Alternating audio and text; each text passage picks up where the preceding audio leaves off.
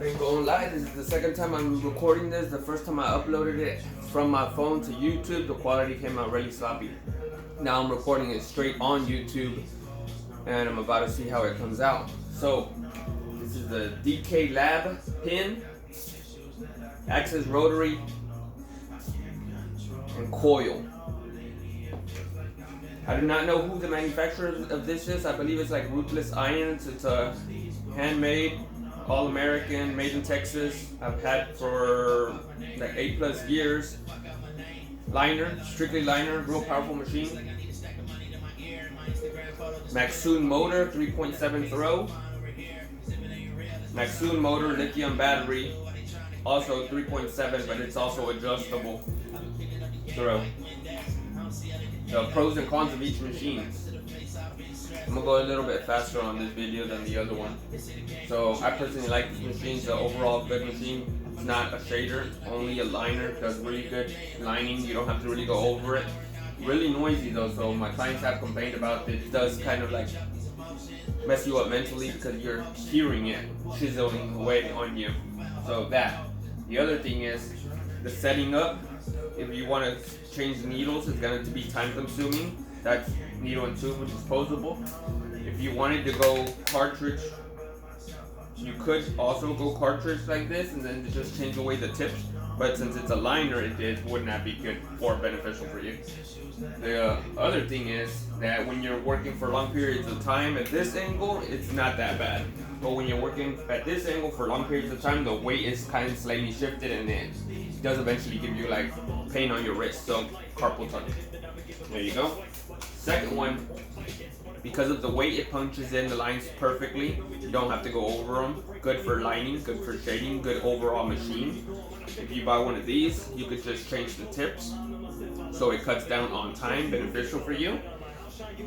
And overall, it's a really good machine. I have no issue with it.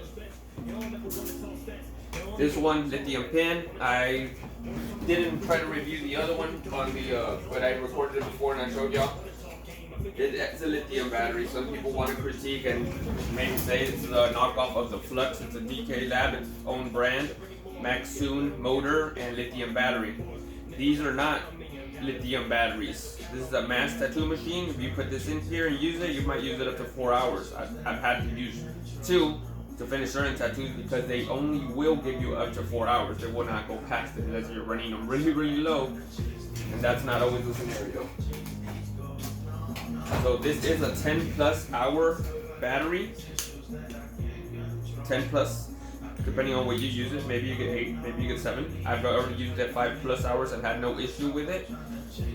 The 30 millimeters, so you will not get carpal tunnel if you're using it and you start off with this. You're already cutting certain corners. If you're a beginner and you're trying to create a machine that you're not going to get carpal tunnel, you're not going to have to go over your lines.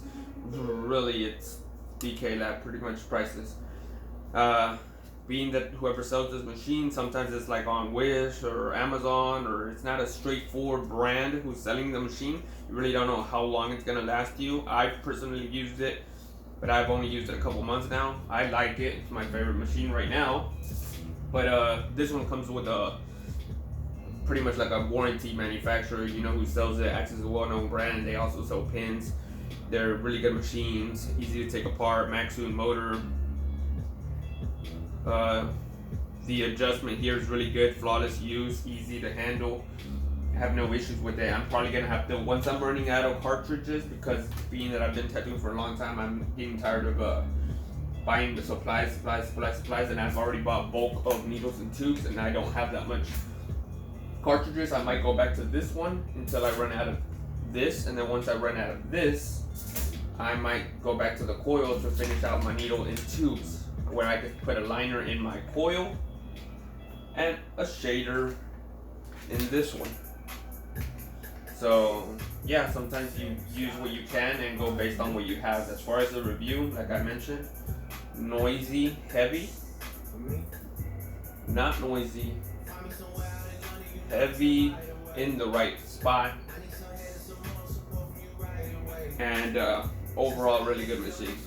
So y'all can make your own choices and go based off of somebody's help. Alright, so Later, I'll probably make a video on what type of green soaps are better, what type if you like scented, if you like viscosity, if you like the soap to last, longevity, to continue making more and more and more. Inks, as far as which ones have higher compound, which ones are more watered down. Stencil stuffs, as far as which ones transfer to the skin better, last longer, price-wise.